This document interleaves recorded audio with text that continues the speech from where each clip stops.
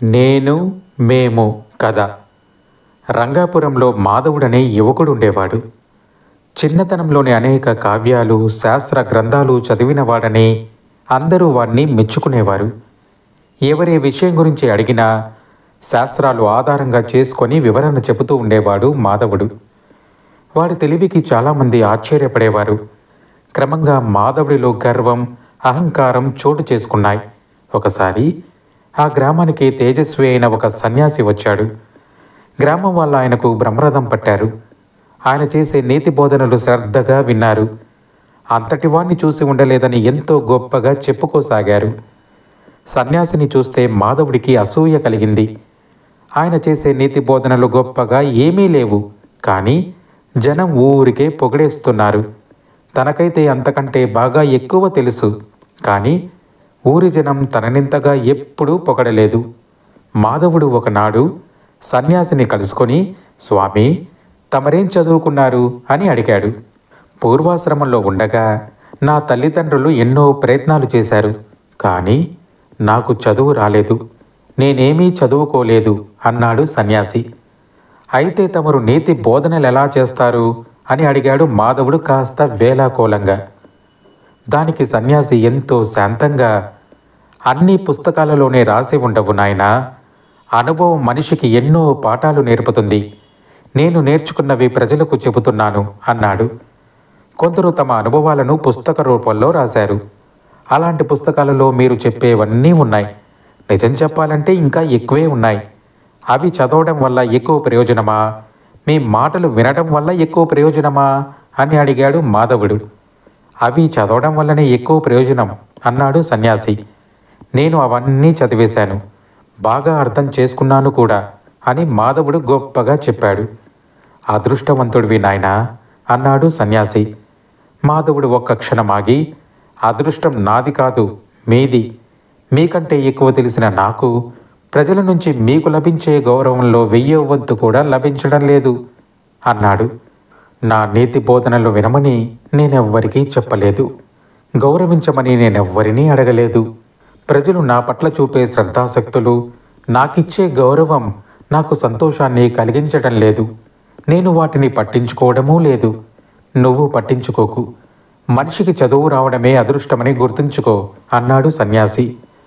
దానికి మాధవుడి విసుగ్గా, నాకంటే తక్కువ చదువుకున్న మీరు నాకు సలహా ఇవ్వకూడదు. కావాలంటే నాతో శాస్త్ర వాదనకు దిగండి, మిమ్మల్ని ఓడిస్తాను. అప్పుడు ప్రజలు నన్ను మరింత ఎక్కువగా గౌరవిస్తారు అన్నాడు. సన్యాసి నవ్వి, నేను చదువుకోకపోయినా నీ గురించి ఒక విషయం అర్థమైంది. నువ్వు చదివిన శాస్త్రాలు నీకు సరిగా ఆకలింపు అవ్వలేదు. ఎంత తెలివైన వాడికైనా గురువు అవసరం. నువ్వు ఒక గురువును ఆశ్రయించు, సంతోషంగా ఉండగలవు అన్నాడు. మాధవుడికి కోపం వచ్చింది. ఎందుకంటే సన్యాసి ఈ మాటలన్నప్పుడు అక్కడున్న కొంతమంది గ్రామస్తులు హేళనగా నవ్వారు. అందుకని వాడు, స్వామి, తమరు చాలా ప్రాంతాలు సంచరించి ఉంటారు. నాకు గురువు కాగల అర్హత ఉందనిపించే వారిని ఎక్కడైనా చూశారా అన్నాడు. మేఘనాథుడనే మహాపండితుడున్నాడు. ఆయన గొప్ప కవి కూడా. తన కావ్యాలను ఆయన స్వయంగా ఊరూరా తిరిగి వినిపిస్తున్నాడు. తప్పొప్పులు తెలుసుకోవాలన్నదే ఆయన లక్ష్యం. ఇంతవరకు ఆయన కావ్యాల్లో తప్పులు చెప్పిన వారు లేరు. ఏదో ఒక రోజున ఆయన ఈ ఊరికి రావచ్చు అన్నాడు సన్యాసి. అప్పటి నుంచి మాధవుడు మేఘనాథుడి రాక కోసం ఎదురు చూడసాగాడు. ఒక రోజున మేఘనాథుడు భార్యాబిడ్డలతో రంగాపురం రానే వచ్చాడు. గ్రామాధికారి తన ఇంట ఆయనకు వసతి కల్పించాడు. ఊరి రచ్చబండ వద్ద కావ్య పఠనానికి ఏర్పాటైంది.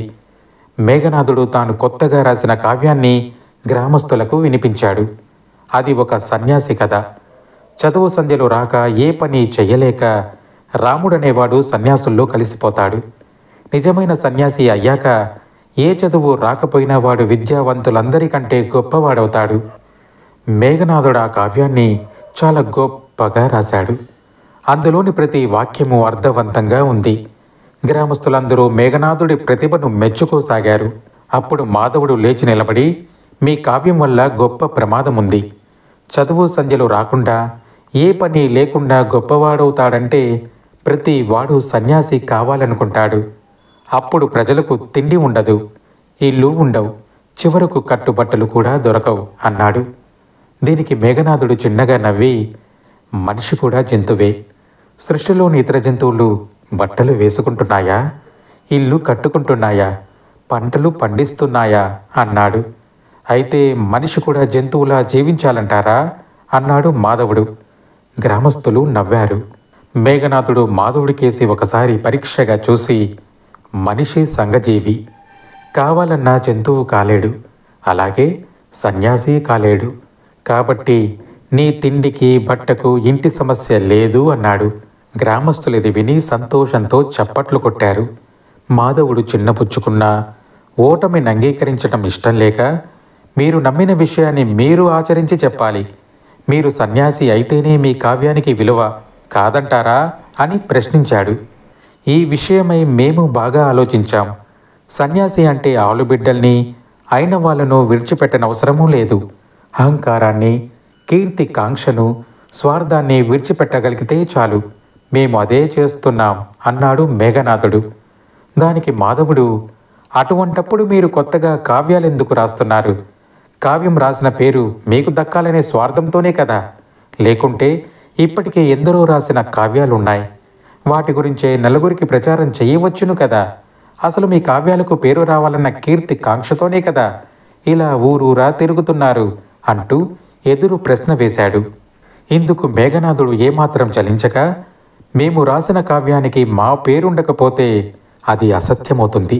శ్రీరాముడు మరొక పేరుతో రాజ్యం చేసినా, కాళిదాసు ఇంకో పేరుతో కావ్యం రాసినా ముందు తరాల వారికి అబద్ధం చెప్పినట్లే కదా. చరిత్రకు న్యాయం చేకూర్చాలనే మేము మా పేరుతో కావ్య రచన చేస్తున్నాం. ఇక ప్రచారం అంటావా? మా కావ్యాన్ని ఏ రాజుకో అంకితం చేస్తే 1,00,000 వరహాలకు తక్కువ కాకుండా ఇచ్చి మా పేరు శాశ్వతం చేయగలడు. మాకు కీర్తి కాంక్ష లేదు కాబట్టి మేము ఊరూరా తిరిగి ప్రజలకు మా కావ్యార్థాన్ని వివరిస్తున్నాం. కీర్తి కోసం కుటుంబమంతా ఇలా ఊరూరా తిరగటం ఎంతో శ్రమతో కూడిన పని, ఫలము తక్కువే. ఇక కావ్యాలు కొత్తవి రాయడం ఎందుకంటావా? సృష్టి ఆరంభంలో మనిషి బట్ట లేకుండా తిరిగేవాడు. తర్వాత ఆకులతో శరీరాన్ని కప్పుకున్నాడు. తర్వాత నారబట్టలు, ఇప్పుడు పత్తితో బట్టలు నేస్తున్నారు. పట్టుబట్టలు కూడా కడుతున్నాం. కాలానుగుణంగా వస్త్రధారణలో మార్పు వచ్చినట్లే అభిరుచుల్లోనూ జీవితాన్ని గురించిన అవగాహనలోనూ మార్పులు వస్తాయి. వాటికి తగినట్లుగా కొత్త కావ్యాలు, కొత్త కవులు వస్తారు.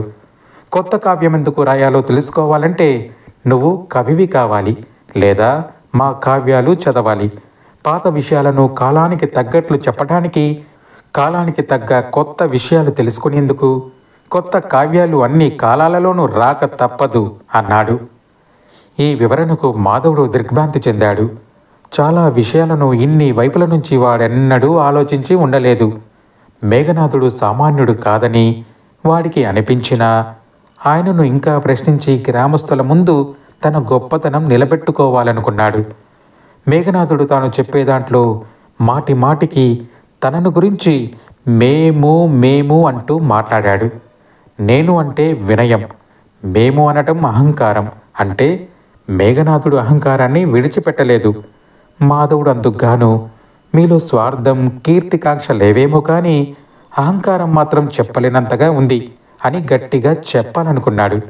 కానీ తన బోటివాడు అలా అంటే మర్యాదగా ఉండదు. కాబట్టి తెలివిగా మాట్లాడి మేఘనాథుణ్ణి కాస్త ఆట పట్టించాలనుకున్నాడు. ఇలా అనుకుని మాధవుడు మేఘనాథుడికి వినయంగా చేతులు జోడించి, తమరు సామాన్యులు కారు, మహానుభావులు. తమలో స్వార్థం లేదు, కీర్తి కాంక్ష లేదు. కానీ మీ కావ్యం గురించి మేము రాశాం, మేము చెప్పాం అంటూ పదే పదే మేము మేము అంటున్నారు. సామాన్యులది అహంకారంగా భావించే ప్రమాదముంది. నేను మాత్రం అలా అనుకోవడం లేదు. మీరు ఒకరు కాదు, ఇద్దరో ముగ్గురో అయి ఉంటారు, అవునా అని అడిగాడు. మేఘనాథుడు ఏమాత్రం కోపం తెచ్చుకోకుండా, అవును నాయనా, సరస్వతి ప్రసన్నురాలైన మేఘావతి నా భార్య కావడం ఎంతో అదృష్టం. నా అసలు పేరు రంగనాథుడు. ప్రతి కావ్యాన్ని మేము కలిసే రాస్తాం కాబట్టి ఇద్దరి పేర్లు కలిసి మేఘనాథుడు అయింది. కాబట్టి మేఘనాథుడు ఒకరు కాదు, ఇద్దరు అన్నాడు. మాధవుడు ఒక్క క్షణం తెల్లబోయి, నన్ను క్షమించండి స్వామి అంటూ చేతులు జోడించాడు. మేఘనాథుడు చిన్నగా నవ్వి, ఎన్నడూ ఎదుటివారిని క్షమించమని అడిగే పరిస్థితి తెచ్చుకోకు. ఆకాశం మీద ఉమ్మి వెయ్యాలనుకుంటే అది నీ మొహం మీదే పడుతుంది. కాబట్టి అలాంటి పనులు చెయ్యకు అంటూ హెచ్చరించాడు. మళ్ళీ మాధవుడు ఊరుకోలేక, నేను చేసేది తప్పే కానీ మిమ్మల్ని మీరు ఆకాశంతో పోల్చుకోవటం అహంకారం కాదా అన్నాడు చటుక్కున. నేను ఆకాశాన్ని కాను. అసూయతో అసహనంతో నన్ను చిన్నబుచ్చాలనుకోవటం వల్ల నువ్వు కుచించుకుపోయావు. అందువల్ల నేను ఆకాశమయ్యాను తప్ప నా గొప్పతనమేమీ లేదు. ఏ మనిషి అకారణంగా ఎదుటివాణ్ణి చిన్నబుచ్చాలనుకుంటాడో వాడి వల్ల ఎదుటి మనిషి ఆకాశమంత వాడవుతాడు అన్నాడు మేఘనాథుడు. మాధవుడికి మాటలు లేక మేఘనాథుడికి సాష్టాంగపడి నమస్కరించి తనను శిష్యుడిగా స్వీకరించమని కోరాడు. మేఘనాథుడు అంగీకరించాడు. ఆయన శిష్యరికంలో మాధవుడి శాస్త్ర పరిజ్ఞానం ఎంతగానో రాణించింది. వాడిలో అహంకారం పూర్తిగా నశించడంతో జీవితంలో ఎంతో తృప్తిగా ఆనందంగా ఉండగలిగాడు. ఇది కథ. కథ నచ్చినట్లయితే లైక్ చేయండి, కామెంట్ చేయండి, ఈ వీడియోని షేర్ చేయండి. మరిన్ని మంచి చిట్టి కథల కోసం ఛానల్ని సబ్స్క్రైబ్ చేయండి. ధన్యవాదాలు.